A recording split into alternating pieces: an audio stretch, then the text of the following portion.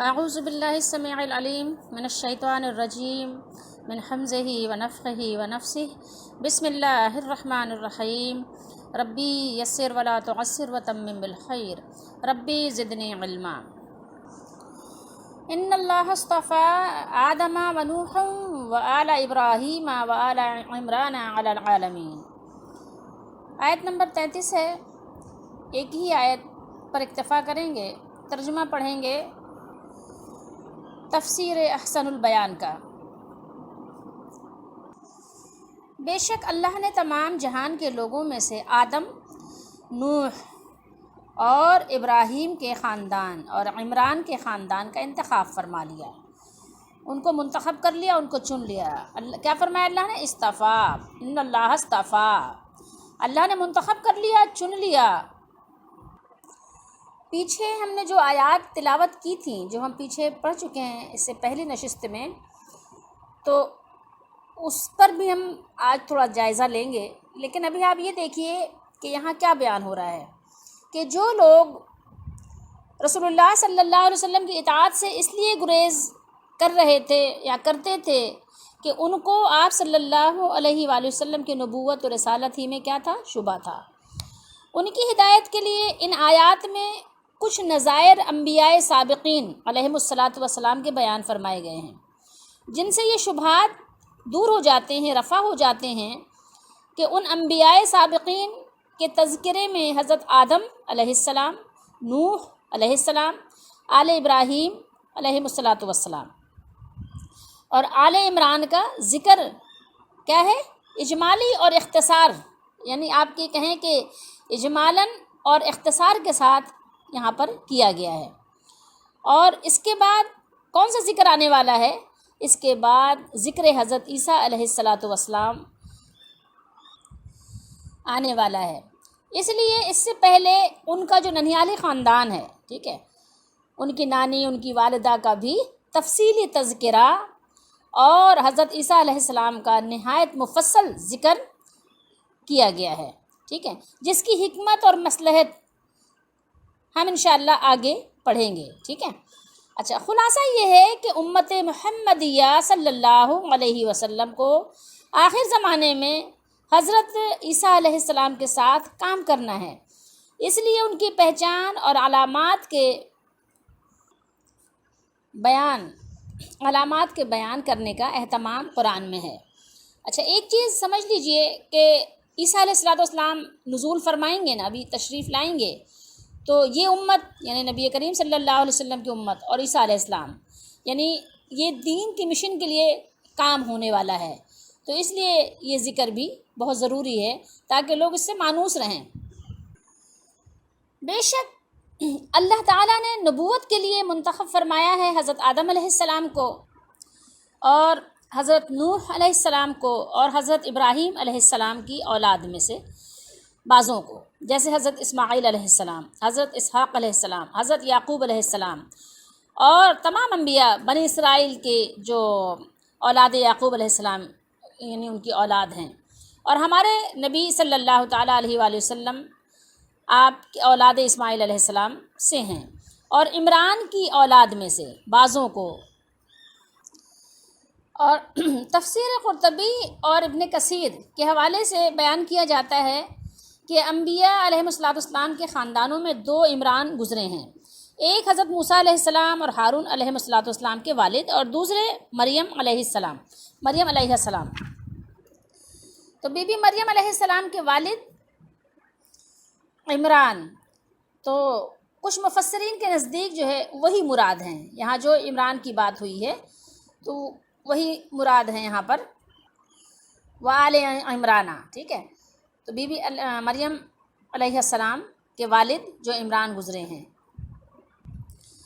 غرض یہ ہے کہ ان حضرات کو نبوت کے لیے تمام جہان کی مخلوقات پر چن لیا گیا ہے، منتخب کر لیا گیا ہے، انتخاب ہو چکا ہے، اور بعض ان میں سے بعض کی اولاد ہیں، جیسے آدم علیہ السلام کی اولاد سبھی ہیں، اسی طرح نوح علیہ السلام کی اولاد سب ہیں، کیونکہ ظاہر جو کشتی سے جو بچے تھے تو آپ کے ہی بچوں سے نسل چلی تھی آگے، اور حضرت ابراہیم علیہ السلام کی اولاد میں اولاد عمران بھی ہیں، اور اللہ تعالیٰ خوب سننے والا اور خوب جاننے والا ہے کہ سب کے قول اللہ تعالیٰ سنتا ہے اور سب کے احوال کو اللہ تعالیٰ جانتا ہے۔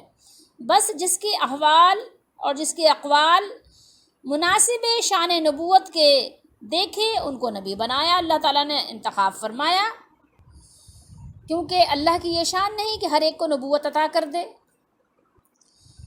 اللہ کو معلوم ہے کہ نبوت کسے دینی ہے اور نبوت کا کون اہل ہے۔ اور آپ صلی اللہ تعالیٰ علیہ وآلہ وسلم کا تعلق بھی اس خاندان نبوت سے ہے جس سے اللہ تعالیٰ نے چن لیا ہے، کیونکہ آپ صلی اللہ علیہ وآلہ وسلم آل ابراہیم سے ہیں۔ اور اس سورہ مبارکہ میں آل عمران اور عمران کا ذکر ہے، اور اس سورہ کا نام بھی آل عمران ہی ہے۔ اور زمین والوں میں اللہ تعالیٰ نے جن لوگوں کا انتخاب فرمایا تو اللہ تعالیٰ نے وقتاً فوقتاً ان کا ذکر بھی فرمایا۔ اہل زمین میں سے جو منتخب لوگ ہیں تو اللہ تعالیٰ نے فرمایا کہ اس نے ان گھرانوں کو تمام روئے زمین کے لوگوں میں سے منتخب فرما لیا۔ اس نے حضرت آدم علیہ السلام کو منتخب فرمایا، انہیں اپنے ہاتھ سے پیدا کیا، قرآن میں ہے۔ ان میں اپنی طرف سے روح پھونکی، بس ہم اس پر ایمان رکھتے ہیں، اس پر بات نہیں کرتے، ٹھیک ہے۔ انہیں اپنے فرشتوں سے سجدہ کروایا، انہیں اللہ تعالیٰ نے تمام اشیاء کے تمام چیزوں کے نام سکھائے، اور پھر ان کو اپنی جنت میں اللہ نے بسایا، اور پھر اپنی حکمت اور مصلحت کے پیش نظر انہیں زمین پر بھیج دیا۔ اسی طرح اللہ تعالیٰ نے حضرت نوح علیہ السلام کو منتخب فرمایا اور ان کو اہل زمین کی طرف پہلا رسول بنایا۔ وہ پہلے رسول ہیں زمین پر۔ جب لوگوں نے بتوں کی پوجا شروع کر دی تھی، جب لوگوں کے اندر شرک پیدا ہوا تو نوح علیہ السلام تشریف لائے اور 950 برس ان کو تبلیغ کی تھی۔ اور اللہ تعالیٰ کے دین میں جب انہوں نے ایسی باتوں کو شامل کر دیا تھا جن کے بارے میں اللہ تعالیٰ نے کوئی سند نازل نہیں فرمائی تھی، پھر جب انہوں نے اپنی قوم میں ایک طویل عرصہ گزارا، انہیں دن رات خفیہ اور ظاہر ہر طرح دعوت اللہ دی، مگر انہوں نے راہ فرار ہی اختیار کیا، تو نوح علیہ السلام نے ان کے لیے بد دعا کی۔ آپ سورہ نوح میں پڑھیں، آپ کو پتہ چلے گا۔ اللہ تعالیٰ نے ان سب کو پانی میں غرق کر دیا، اور ان میں سے صرف وہ لوگ بچے جس نے نوح علیہ السلام کے دین کو قبول کر کے آپ کی پیروی کی تھی، جو ایک کشتی کے لوگ کہلاتے ہیں۔ اسی طرح اللہ تعالیٰ نے آل ابراہیم کا انتخاب فرمایا، اور سید البشر اور خاتم الانبیاء علی الاطلاق حضرت محمد صلی اللہ علیہ وسلم کا تعلق بھی اسی خاندان سے ہے۔ پھر اللہ تعالیٰ نے آل عمران کو منتخب فرمایا۔ اس سے پہلے جو ہم نے آیات تلاوت کی تھیں، ان آیات میں اللہ تعالیٰ نے فرمایا کہ اللہ تعالیٰ کی محبت رسولوں کی اتباع سے حاصل ہوتی ہے، یہی پڑھا تھا ہم نے۔ تو اس آیت میں اللہ تعالیٰ نے کیا ذکر فرمایا؟ تو اس آیت مبارکہ میں اللہ تعالیٰ نے رسولوں کی فضیلت اور ان کے درجات کی بلندی کو بیان فرمایا ہے۔ اب ہم پیچھے آتے ہیں آیت نمبر 31 پر۔ ابھی تو ہم نے آیت نمبر 33 پڑھی ہے نا، اب ہم دیکھتے ہیں 31 اور 32 کو، ٹھیک ہے۔ اور 31-32 پہ آپ دیکھ سکتے ہیں کہ اللہ نے فرمایا قُلْ إِن كُنتُمْ تُحِبُّونَ اللَّهَ، آپ ان سے کہہ دیجئے کہ اگر تم لوگوں کو اللہ سے محبت ہے، ٹھیک ہے، تم اللہ کا محبوب بننا چاہتے ہو، تم دعوے دار ہو کہ تمہیں اللہ سے محبت ہے، تو تمہیں کرنا کیا چاہیے؟ فرمایا کہ فَاتَّبِعُونِی، تم میری اتباع کرو، میرے پیچھے چلو، ٹھیک ہے۔ یحببکم اللہ، تو پھر اللہ تعالیٰ تم کو دوست بنائے گا، تمہیں اللہ پسند کرے گا، تمہیں اپنی پسندیدگی کا سرٹیفکیٹ اللہ تعالیٰ عطا کرے گا، جیسے صحابہ رضی اللہ تعالیٰ عنہم کو عطا کیا تھا، رضی اللہ عنہم، ان کو مل چکی ہے سرٹیفکیٹ، ٹھیک ہے، ان کے پاس اس چیز کی ڈگری ہے، لیکن تمہیں بھی اس کی ڈگری مل جائے گی عند اللہ، ٹھیک ہے۔ ہو سکتا ہے تمہیں بھی پتہ نہ ہو، تم ڈرتے رہو، جیسے صحابہ بھی ڈرتے تھے، روتے تھے، لیکن اللہ کے نزدیک تمہیں مل جائے گی۔ تمہیں جب تمہاری موت کا وقت آئے گا تو تمہیں امان کی نوید سنائی جائے گی، تمہیں خوشخبری سنائی جائے گی، تمہیں بشارت دی جائے گی، خوش ہو جاؤ اور چلو ایسی جنت کی طرف جہاں تمہیں پھر کسی قسم کی کوئی تکلیف، کوئی تمہیں دکھ، کوئی درد، کوئی الم، کوئی رنج نہیں ہوگا، چلو اللہ کی جنت کی طرف۔ تو یہ بات ہے کہ پھر اللہ تعالیٰ تمہیں یہ درجہ عطا فرمائے گا۔ اور کیا کرے گا؟ کیونکہ انسان ہونا تو گناہ تو ہوتے ہی رہتے ہیں، بہت سارے گناہ جان بوجھ کے انسان کر جاتا ہے، بہت سے ناسمجھی میں کر جاتا ہے، بہت سی غفلت میں کر جاتا ہے، اور بہت سے جو ہے جان بوجھ کے ہی کر جاتا ہے، ٹھیک ہے، بہت سے انجانے میں کر جاتا ہے، نہ چاہتے بھی ہو جاتے ہیں گناہ، تو گناہ تو ہوتے ہیں، ٹھیک ہے، کوئی کتنا ہی بڑا ہو جائے گناہ تو ہو جاتے ہیں، غلطیاں تو ہو جاتی ہیں، تو اللہ تعالیٰ تمہاری غلطیوں کو معاف کر دے گا۔ وَيَغْفِرْ لَكُمْ معاف کر دے گا۔ کیا معاف کرے گا؟ ذنوب، تمہارے ذنوب، ذنب کی جمع ذنوب ہے، اللہ تعالیٰ معاف کر دے گا۔ کیوں؟ اس لیے کہ وہ تو بہت غفور الرحیم ہے، وہ تو بڑا معاف کرنے والا ہے، اس کی معافی کی کیا انتہا ہے۔ اب دیکھیں یہاں پر تو بات ہوئی تھی اتباع کی، ٹھیک ہے، یہاں اتباع کی بات ہوئی تھی نا، اب آگے کس بات کی بات ہو رہی ہے؟ پھر آگے حکم دیا گیا کہ آپ کہیے قُلْ اطیعوا اللہ والرسول، ٹھیک ہے، اب یہاں کیا بات کہی گئی کہ اللہ کی اطاعت کرو، آپ کہہ دیجئے ان سے اطاعت کرو اللہ کی، اور اطاعت کرو، اور رسول اللہ صلی اللہ علیہ وسلم بھی اطاعت کرنی ہے، یعنی ایک الگ سے یہ رسول اللہ صلی اللہ علیہ وسلم کی اطاعت کا الگ سے ذکر ہوا، باقاعدہ مستقل، یہ رسول اللہ صلی اللہ علیہ وسلم کی ایک اطاعت جو ہے، آپ کی اطاعت کرنا ایک مستقل حکم ہے، کیونکہ اب آپ اس سے اندازہ لگا لیجئے کہ احادیث مبارکہ کی کیا اہمیت ہے دین اسلام میں، ٹھیک ہے، دین اسلام میں احادیث کی ایک الگ سے پوری ایک اہمیت ہے، یہ بات ذہن نشین کر لیجئے مختصراً۔ لیکن ایک چیز یاد رکھیے، دیکھیں یہاں پر اتباع کی بات ہوئی تھی اور یہاں پر اطاعت کی بات ہوئی ہے، ان دونوں میں کچھ فرق ہوگا، ٹھیک ہے، کچھ فرق ہے بھی، کچھ فرق ہوگا بھی، کچھ فرق ہے بھی، وہاں اتباع کی بات ہوئی تھی، یہاں اطاعت کی بات ہوئی تھی، اتنا تو ہم جیسے جاہل لوگ بھی جانتے ہیں نا کہ اتباع کہتے ہیں کسی کے پیچھے چلنا، جیسے یہ آپ کے جو ان کو فلم میں کام کرنے والوں کو ہمارے یہاں اسٹار کہا جاتا ہے، استغفر اللہ، حالانکہ وہ اسٹار نہیں ہے، ٹھیک ہے، وہ تو ایک فنکار ہیں، فن دکھاتے ہیں، اپنے فن کا مظاہرہ کرتے ہیں یا بے حیائی کا مظاہرہ کرتے ہیں، لیکن ظاہر ہے کہ ایک اچھے اچھے نام ان کو دیے جاتے ہیں، لوگوں کو انسپائر کیا جاتا ہے، ٹھیک ہے، مائل کیا جاتا ہے، رغبت دلائی جاتی ہے کہ دیکھو کتنا اچھا ان کو نام ملا ہے، گلوکار، فنکار، پتہ نہیں کون کون سے کار ہوتے ہیں وہ، بہرحال، لیکن دین اسلام کے نزدیک وہ کون سے کار ہیں نہیں ہیں، وہ ایسے لوگ جو دین کا تماشا بنائیں وہ بے کار ہوتے ہیں۔ خیر، تو اب یہ دیکھیے کہ ایک تو آپ نے دیکھا ہوگا کہ کیا کرتے ہیں لوگ، اپنی گاڑیوں پہ اسٹیکر لگا لیا، اپنی شرٹس پہ لگا لیا، اپنے ڈائریز میں، اپنی کتابوں میں ان کے جو ہے فوٹوز وغیرہ رکھ لیے، اور بھی ان کی نقلیں اتارتے ہیں، نقلوں سے مراد یہ وہ نہیں کہ ایک نقل اتارنا کہ جو انسان اپنی توہین محسوس کرتا ہے، اور ایک نقل وہ اتارنا ہوتا ہے جو کاپی کرنا ہوتا ہے، ٹھیک ہے، جو لوگوں کو پسند ہوتی ہے کہ یار دیکھو میری کاپی بن کر کتنے لوگ ٹہل رہے ہیں، یعنی اس کا اسٹائل اختیار کرنا۔ تو ایک دیکھیں کسی نے یہ فلم میں کام کرنے والوں نے، وہ چاہے ہندو ہی ہو، وہ کبھی کسی کو یہ نہیں کہتا کہ میں نے ایسی شرٹ پہنی ہے تو تم بھی ایسی شرٹ پہنو، لیکن لوگ اس کی محبت میں اس کی اتباع کر رہے ہوتے ہیں، اس کی طرح ہی کا اسٹائل، حلیہ، گیٹ اپ بنا کر بتاتے ہیں کہ دیکھو میں اس کے پیچھے چل رہا ہوں، وہ میرا آئیڈیل ہے، ٹھیک ہے، تو اس کو کہتے ہیں اتباع۔ اور ایک ہوتا ہے کہ جو حکم دیا جائے کہ ایسا کرو تو انسان وہ کرے، چاہے اس کا جی چاہے یا نہ چاہے وہ کرے، اس کو کہتے ہیں اطاعت۔ یہ دو چیزوں میں فرق ہے، ایک رسول اللہ صلی اللہ علیہ وآلہ وسلم حکم دیتے ہیں کہ کرو ایسا، ٹھیک ہے، کرو، تمہیں کرنا ہی ہے، کیونکہ وہ حکم دیتے ہیں اللہ کی طرف سے، تو وہ تو آپ نے کرنا ہی کرنا ہے، اس سے تو آپ کو راہ فرار ہو ہی نہیں سکتی، آپ اس سے فرار حاصل کر ہی نہیں سکتے۔ لیکن ایک چیز ہوتی ہے کہ جو رسول اللہ صلی اللہ علیہ وسلم خود کرتے ہیں، تو اہل محبت اس خود کیے ہوئے چیز کی بھی کیا کرتے ہیں؟ اتباع کرتے ہیں، پیچھے چلتے ہیں۔ مثال کے طور پر رسول اللہ صلی اللہ علیہ وسلم نے پیوند لگے ہوئے کپڑے پہنے ہیں، تو وہ پیوند لگے ہوئے کپڑے پہنتے ہیں۔ رسول اللہ صلی اللہ علیہ وسلم پیر کے دن روزہ رکھا کرتے تھے، تو وہ پیر کے دن روزہ رکھتے ہیں، ضروری نہیں کہ ہر پیر کو رکھیں، لیکن جب ان کو طاقت ہوتی ہے، ہمت ہوتی ہے تو وہ رکھ لیتے ہیں۔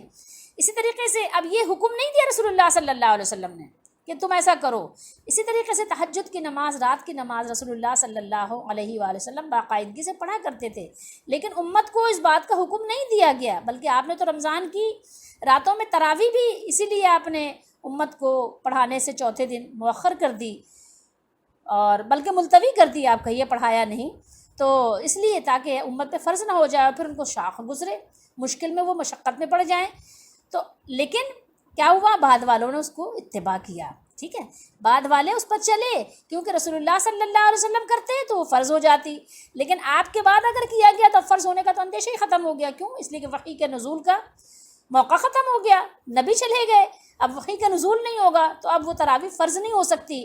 تو دیکھیں وہ ادائیگی بھی جاری رہی، کام بھی ہو گیا، اور دوسرا کیا ہوا؟ دوسرا یہ کہ فرض بھی نہیں ہوئی، دونوں کام ہو گئے. ٹھیک ہے، تو اتباع میں اور اطاعت میں فرق ہوتا ہے.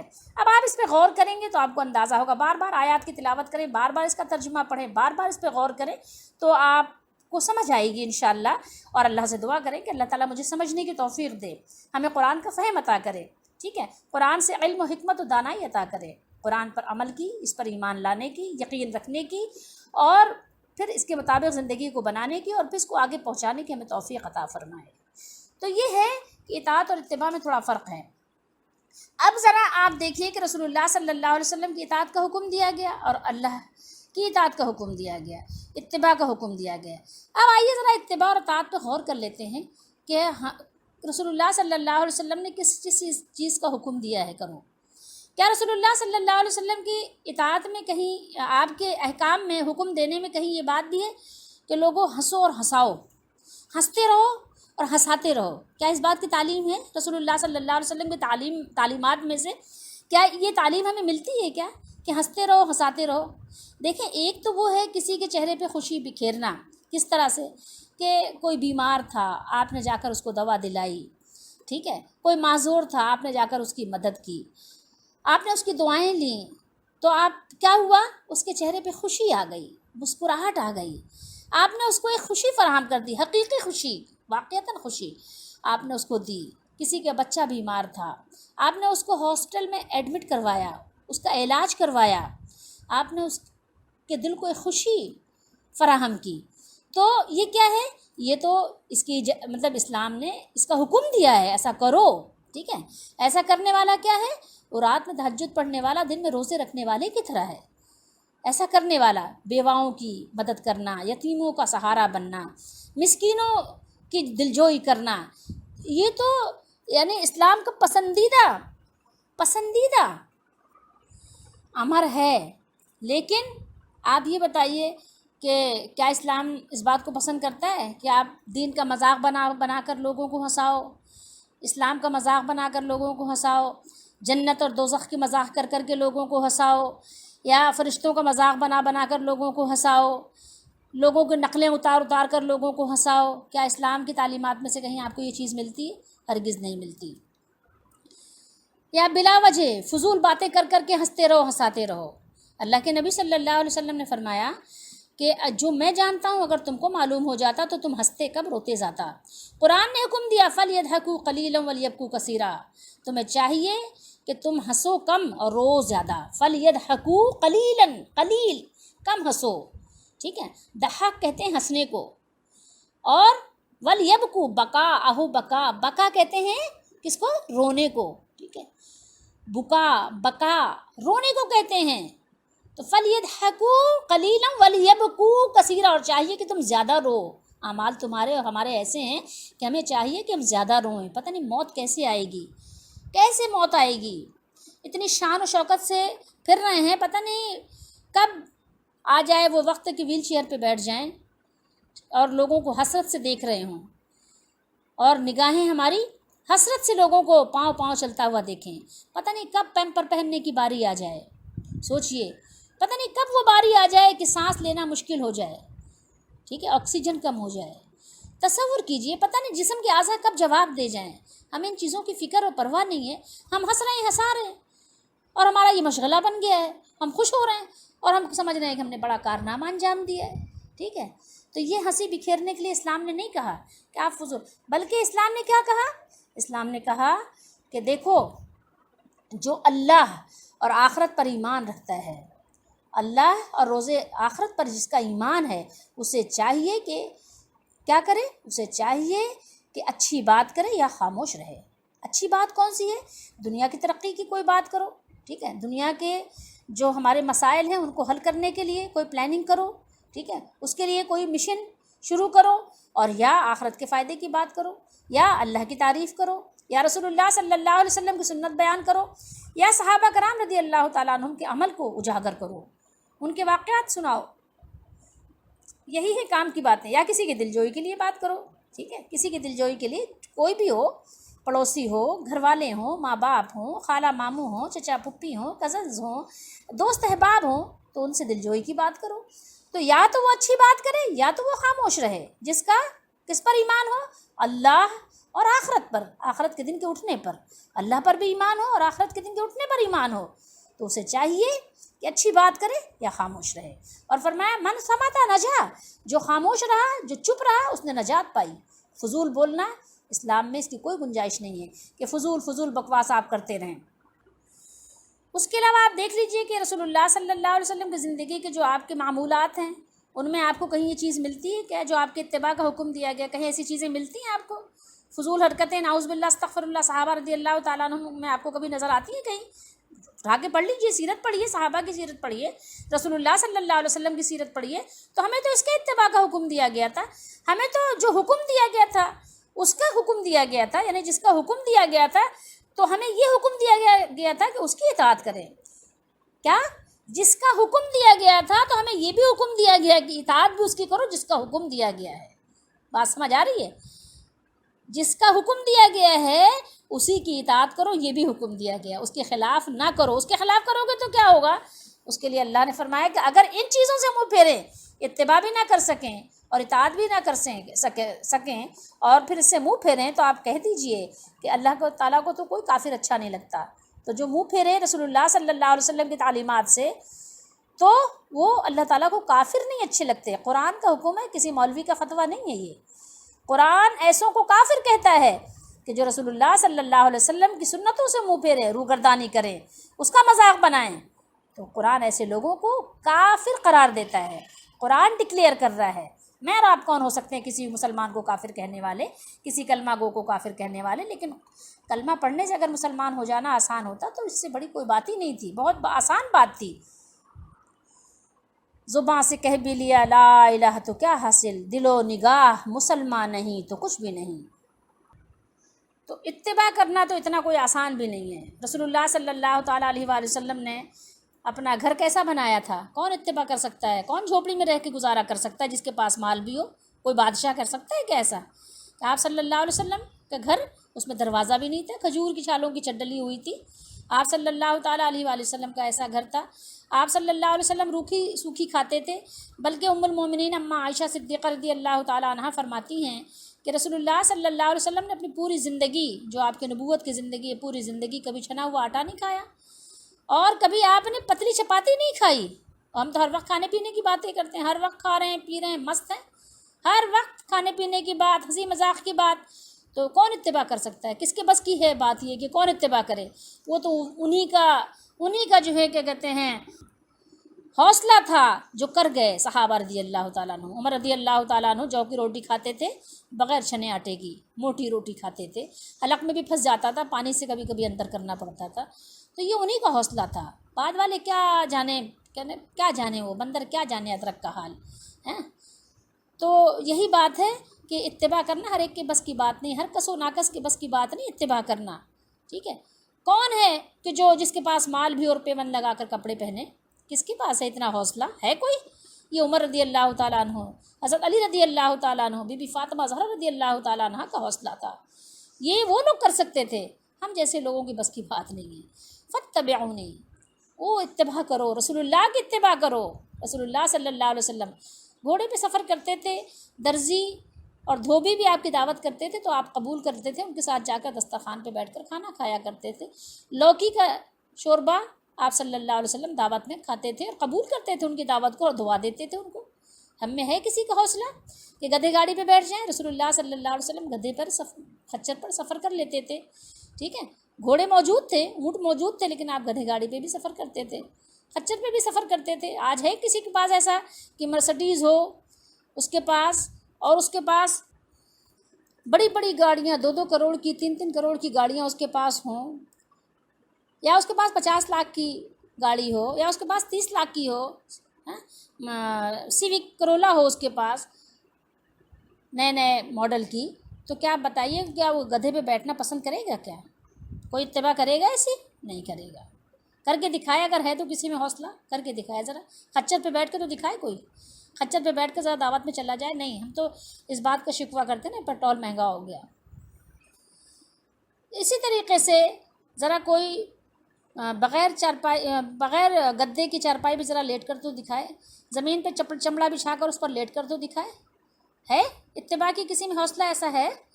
محبت کا دعویٰ کرنا تو اور ہے، محبت کا دعویٰ کرنا اور ہے۔ یہ ایک کہنا چاہیے کہ الفاظوں کے قانون ہیں، ہمیں بہت محبت ہے، یہ الفاظ ہی محبت دل کے اندر ایک مخفی چیز ہے، اس کا نام ہے محبت۔ محبت دکھائی نہیں جا سکتی، محبت دیکھی بھی نہیں جا سکتی، لیکن محبت نظر آ جاتی ہے۔ اور کس کو کس سے کتنی محبت ہے، کم ہے یا زیادہ ہے، اس کا کوئی ایسا پیمانہ نہیں ہے، ٹھیک ہے، کہ جس سے آپ اس کو کیا کریں، تول سکیں، ناپ سکیں یا میجرمنٹ کر سکیں اس کا، ٹھیک ہے۔ صرف اس کے کہ آپ اس کے حالات اور اس کے معاملات سے اندازہ لگا سکتے ہیں اور دیکھ سکتے ہیں کہ محبت کے کچھ آثار اور کچھ علامات جو ہوتی ہیں وہ اس کے اندر پائی جاتی ہیں یا نہیں، ان سے آپ پہچان سکتے ہیں کہ اس کو کس سے کتنا لگا اور کتنی محبت ہے۔ تو یہ لوگ جو یہود و نصارہ تھے، جن لوگوں نے اللہ تعالیٰ سے محبت کا دعویٰ کیا تھا اور اللہ کے محبت کے دعوے دار تھے اور محبوبیت کے متمنی تھے، کبھی کہتے تھے کہ ہم اللہ کے محبوب ہیں، کبھی کہتے تھے ہم اللہ کے لاڈلے ہیں، اس کے پیارے ہیں، اس کے بیٹے ہیں، نعوذ باللہ، تو اللہ تعالیٰ نے ان کو ان آیات میں اپنی محبت کا ایک معیار بتلایا ہے۔ اور صرف وہی نہیں ہے، اس میں میں اور آپ بھی ہیں، ہم سب بھی اس میں شامل ہیں۔ اگر دنیا میں آج کسی کو کسی سے محبت ہے، حالانکہ یہ ساری محبتیں کیا ہیں، ایسی عارضی ہوتی ہیں، ایک سے ایک محبت کرنے والے آپ دیکھیں گے وہ ساری نفرتوں میں بدل جاتی ہے۔ محبت سے شادی کرتے ہیں، پھر آپ نے دیکھا ہوگا طلاق ہو جاتی ہے، خلا ہو جاتی ہے، خلا لے لیتے ہیں، ٹھیک ہے۔ تو یہ سب وہ محبتیں ہوتی ہیں جو بعد میں یہ نقشہ پیش کر رہی ہوتی ہیں، ٹھیک ہے۔ تو یہ ان محبتوں کو میں سمجھتی ہوں ان کا کوئی بھی کسی قسم کا کوئی یعنی حقیقی محبت سے تعلق ہے ہی نہیں، ٹھیک ہے، بالکل بھی نہیں ہے، 0%، کیونکہ یہ محبت کسی وجہ سے ہوتی ہے، کسی لالچ سے، کسی حرص کی وجہ سے ہوتی ہے، اور جب وہ حرص ختم ہوتی ہے تو وہ پھر محبتوں کا نام بھی نہیں ہوتا، بلکہ بسا اوقات دشمنیوں میں یہ محبتیں بدل جاتی ہیں، ٹھیک ہے۔ آپ نے اکثر آپ ملاحظہ کر لیں، یہ کوئی اس ڈھکی چھپی چیزیں نہیں ہیں، ہمارے سامنے ہر وقت مشاہدے میں ہیں۔ تو اللہ تعالیٰ نے اپنے آپ سے محبت کرنے والے دعوے داروں کو ایک کسوٹی دی ہے پرکھنے کے لیے۔ کسوٹی کیا ہے؟ کہ وہ ہے رسول اللہ صلی اللہ علیہ وسلم کے طریقے کو اختیار کرنا، آپ کی اتباع کرنا، آپ کی اطاعت کرنا، رسول اللہ صلی اللہ علیہ وسلم کی اطاعت کرنا۔ تو جو جتنا بھی اپنے دعوے میں سچا ہوگا اتنا ہی اس کو رسول اللہ صلی اللہ تعالیٰ علیہ وآلہ وسلم کی سنتوں سے، آپ کے بتائے ہوئے طریقے سے اس کو محبت ہوگی، اتنا ہی اس کا اہتمام کرے گا، آپ کی لائی ہوئی شریعت کی روشنی کو وہ اپنے لیے مشعل راہ بنائے گا، اور جتنا ہی وہ اپنے دعوے میں کمزور ہوگا اسی قدر آپ صلی اللہ علیہ وسلم کی اطاعت میں کیا کرے گا، کمزوری دکھائے گا، سستی ہوگی، پیچھے ہوگا۔ اور رسول اللہ صلی اللہ علیہ وسلم نے فرمایا جس کا عمل اسے پیچھے کر دے تو اس کا نسب اسے آگے نہیں کر سکتا، ٹھیک ہے۔ کسی کا نسب بہت اعلیٰ نسب ہوا کرے، لیکن عمل میں پیچھے ہے تو نسب آگے نہیں بڑھائے گا اسے کہ ہاں جی یہ تو فلاں پیر صاحب کے بیٹے ہیں، فلاں شاہ صاحب کے بیٹے ہیں، فلاں یہ مولانا صاحب کے بیٹے ہیں، چودھری صاحب کے بیٹے ہیں، سائیں کے بیٹے ہیں، ٹھیک ہے، سردار کے بیٹے ہیں، ہوا کریں، کوئی فرق نہیں پڑتا۔ ہمیں تو یہ دیکھنا ہے، شریعت نے تو یہ دیکھنا ہے کہ یہ رسول اللہ صلی اللہ تعالیٰ علیہ وآلہ وسلم کا کتنا وفادار ہے۔ حدیث شریف میں ہے، فرمایا کہ فمن اطاع محمد صلی اللہ علیہ وسلم فقد اطاع اللہ ومن عصى محمد صلی اللہ علیہ وسلم فقد عصى اللہ۔ کیا مطلب ہے اس کا؟ یہ فرشتوں نے کہی تھی یہ بات، یہ حدیث نمبر ہے 7280، اس کا ایک ٹکڑا میں نے آپ کو سنایا ہے، حدیث طویل ہے۔ تو یہ فرشتوں نے آ کے بات کہی تھی نبی کریم صلی اللہ علیہ وسلم سے جب آپ سو رہے تھے کہ جو شخص نبی کریم صلی اللہ علیہ وسلم کی اطاعت کرے، جو آپ کی اطاعت کرے گا تو بے شک اس نے اللہ تعالیٰ کی اطاعت یعنی وہ کرے گا، ٹھیک ہے۔ جس نے جو ان کی اطاعت کرے گا وہ اللہ کی اطاعت کرے گا، اور جو ان کی نافرمانی کرے گا وہ اللہ کی نافرمانی کرے گا۔ اور آگے کیا فرمایا؟ آگے فرمایا وَمُحَمَّدٌ صلی اللہ علیہ وسلم فرق بین الناس، ٹھیک ہے، محمد صلی اللہ علیہ وسلم لوگوں کے درمیان فرق کرنے والے ہیں۔ کون سے لوگ؟ اچھے اور برے لوگوں کے درمیان فرق کرنے والے ہیں۔ جو آپ کی اطاعت کرے گا تو وہ اللہ کی اطاعت کرے گا، جو آپ کی نافرمانی کرے گا وہ اللہ کی نافرمانی کرے گا۔ آپ کیا ہیں؟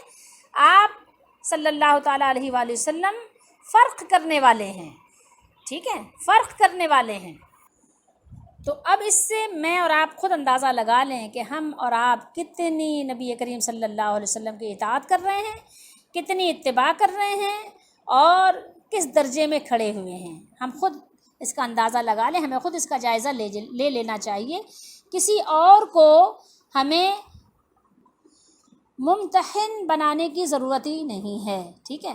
آپ دیکھیے کہ آپ کتنی اتباع کر رہے ہیں، کتنا اپنے آپ کو شرک سے بچا رہے ہیں، کتنا اپنے آپ کو دین پر آپ نے قائم رکھا ہوا، کتنا آپ نے دین سیکھا، کتنا آپ نے سیکھا کہ دین کیا ہے، شریعت کیا ہے، سب کچھ تو آپ نے سیکھ لیا، سب کچھ تو آپ نے حاصل کر لیا۔ آپ بتائیے کہ آپ نے دین کو کتنا سیکھا۔ صرف دین یہاں تک ہے کہ آپ ایک مسلمان گھرانے میں پیدا ہو گئے؟ کیا صرف دین یہاں تک ہے کہ آپ کا نام مسلمانوں جیسا ہے، آپ کے رسم و رواج مسلمانوں جیسے ہیں؟ کیا آپ ویسے نہیں ہیں کہ خضر و پودوں کی طرح آپ نکل آئے ہیں؟